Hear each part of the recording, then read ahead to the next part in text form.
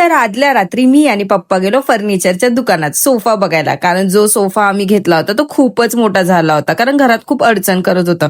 तो चेंज करायचा होता आणि कस्टमाइज बनवून घ्यायचा होता. तर सगळे मिळून आम्ही गेलो सोफ्याच्या दुकानात. ते होतं काम अर्ध्या तासाचं, पण त्याच्यात लागले आम्हाला 3 ते 3.5 तास.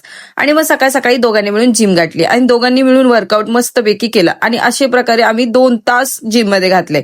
आणि आमच्या घरी फायनली सोफा पण आला आम्ही जिम करून येऊच तोपर्यंत. आणि त्यात पण लाईट गेली होती. आणि सोफा वरती आणण्याचं वेगळं स्ट्रगल चालू होतं. पूर्ण तो सोफा डिसमेंटल करावा लागला आणि त्यात लाईट नव्हती. बिचाऱ्यांना ते दिसत पण नव्हतं काय. आणि त्यानंतर पप्पांनी बनवला डोसा आणि तेवढ्यात लाईट पण आली होती. आणि पप्पांच्या हातचा डोसा म्हणजे खूप भारी लागतो. आणि त्याच्यानंतर भावाचं वेगळंच नाटक चालू झालं. काय तर हाय प्रोटीन वरण बनवायचे त्याला.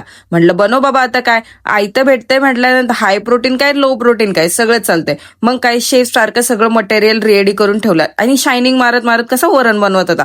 म्हटलं चला आता बघूयात वरण कसं बनतंय. तर भावाचं वरण तर मस्त लागलं होतं. बघूयात आता नेक्स्ट रेसिपी तो काय बनवतोय. भेटूया नेक्स्ट व्लॉग मध्ये. बाय.